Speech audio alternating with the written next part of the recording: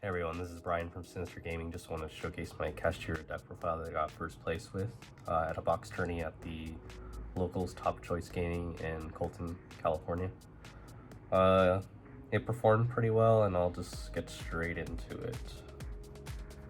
So the lineup is a little unorthodox, and I would say it's more optimized, just because it's 2 Rise Heart and no Tier Elements. We don't play Tier Elements because we just want to give us we want to play cards that are going to give us the most value inherently, and that doesn't do much without Shifter. And then Rise Heart isn't the best starter by itself. Doesn't really do much if you draw no other monsters and no other extenders. And Scareclaw is just a necessity to break boards in OTK, so of course we're not going to exclude that card. It's very good. Probably the most ways I ended up winning from getting debarriered or just game 2 scenarios, which is OTKing with this as the 3-card combo with the field spell. So for the hand traps, also a little bit of standard here. The Nibiru at 2 was fine for me. I don't want to draw multiples of it, like I mentioned earlier. Want to get the most value out of what we have, and it acts more as insurance if I get Book of Eclipsed on my board.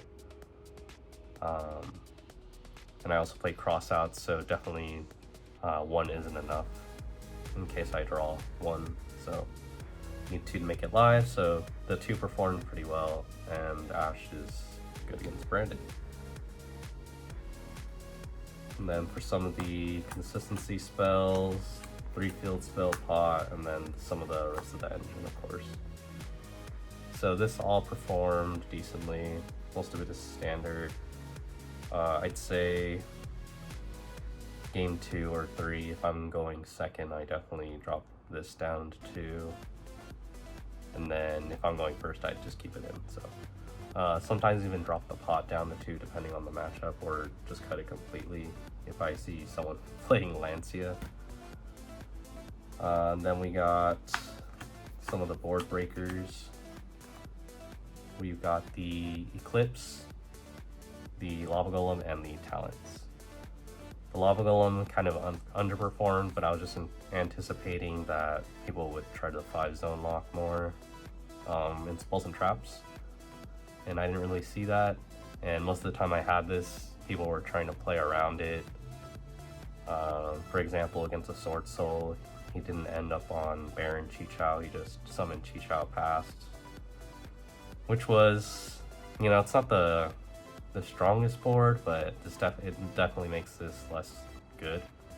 So I'd still use it in the main deck moving forward, just because there's going to be decks like trap tricks and stuff popping up, which they're usually ending on too, so it's just free value in that sense. And then of course Book of Eclipse is mandatory to use for the mirror match, and then as well as using it to have your effects go through against the Labyrinth matchup, for example when they skill drain you, or just mainly for when they skill drain you. You can use your monster effects, you can just legally declare them and then Book of Eclipse in the same chain so it can resolve properly, so you can out cards. So might even consider switching this for a regular Book of Moon or Forbidden Lance if those types of decks pop up more. But so far I like the main deck Lava Golem.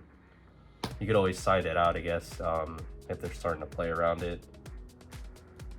And then just the last 3 cards, 1 brick and then the 2 cross out for protection. I don't think I needed a 3rd cross out. And then for the extra deck, I do play Ibli, so we have the Lingeribos, the BLS, and the Donner, and the Glide. The BLS was pretty good. It's for the scenario they get debarriered, and certain matchups can't out this. Like certain runic decks can't out this. Pretty much every deck has to make some type of access code or changing or something to get rid of this. So it's not bad. Donner's Necessity and Goliath is decent when it actually happens. Otherwise, it's just mainly in there in limbo. Better when people start citing Darkhold more in Branded. For some of the one of XCs, I'm playing the Flare Metal and the Mind Hacker. I don't really play the 2-play. I don't really do that in this deck. I play a little bit more conservatively, so I'm not really that much of an aggressive player with this deck, except when it comes to stuff like the Big Eye.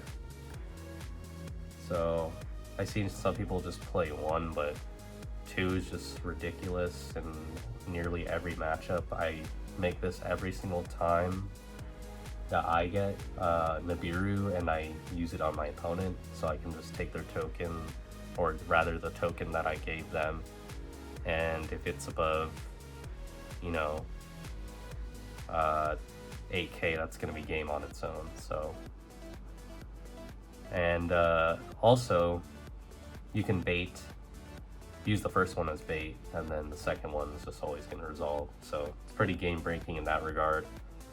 And of course the 2 Zeus is a necessity for the Mind Hacker mirror match kind of scenario. Usually for me, people hit the Arise Heart or Mind Hacker. There's not really that many good things to hit, I guess. And then the last things, or of course the most important things, are the Arise Heart and Shangri-La. Game 2 and 3, I am typically just gonna go full combo, or rather Arise Heart pass. I'll go full combo, have cross out though. If it's a deck that doesn't seem like it's gonna play Nibiru, then you know I'm gonna go for it. So I think banishing a lot of the opponent's extra deck, or banishing the opponent's extra deck and off the top of their deck is really valuable, just in every game state. So you know, if they got nipped, they're gonna do it either way. So, and then I guess the other reason why I would normally go full combos if I have Ibli as well, so I don't get Nibiru'd. Ibli performed pretty well, as expected. A lot of people are prepared for it, but the most value it gets is in matchups like Branded and other rogue matchups mainly, that just can't really out this effectively without going minus. So yeah, as long as it stops Nibiru, honestly I think it does its job, because they have to OTK you after. And then some of the other going second cards. Also I want to note that I don't really go into game 3s with this deck too much. It's not really like a flex or anything. I just, based on the way I've been playing it, I usually will win a game 1, and I'm hardly ever in a game 3 scenario, so I don't have too many going first cards. But I'll let you guys know if you're having a different type of issue, what cards could be cut for going first. So off the bat, the first one that could be cut for going first is the Droplets. This was mainly for the Despia branded deck if they wanted to Disciples Lock and all that. Yemic Puppet exists, sure. But you can also use it against like Sprite and Rogue when they Ibli you and you just want to get more value off your cards. I honestly didn't really use it, so that's definitely a cuttable card. And then the enemy controllers for the mirror, and then you can also side it in other matchups where there's a bunch of back row. This is like really good against Trap Tricks, but not that great against Labyrinth since you can't target their monsters, as an example. And then you can also, worst case scenario, you can just use it to play around Skill Drain, just like how I mentioned with Book of Eclipse earlier. The third Lava Golem, just wanted extra insurance against the 5 block, but I didn't get 5 blocked. And then Change of Heart just pretty much goes in on every matchup, even against like Sword Soul and stuff like that. If you know people are starting to wise up and Chi Chow passing, this pretty much shuts down the whole entire play with Blackout. So very valuable there. And then finally, and mostly the spell and trap removal. I was a little bit prepared for slash not prepared for backrow decks. I say not prepared just because 5 of my removal cards have to do with banishing, so if I get Iron Walled, I'm kind of screwed in that regard. So these might be changeable. One thing I've considered is possibly dropping the Cosmics and then playing only 2 evenly and adding in 2 Thrust, and the Cosmics can just be like a flex spot. Previously, I was playing Eradicator and that was pretty solid too. It's just a little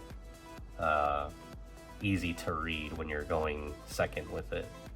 Not that I would typically do it too much going or use it when I'm going second, but it just seems really valuable in the Labyrinth matchup and prevents you from getting Lava Golem and stuff like that.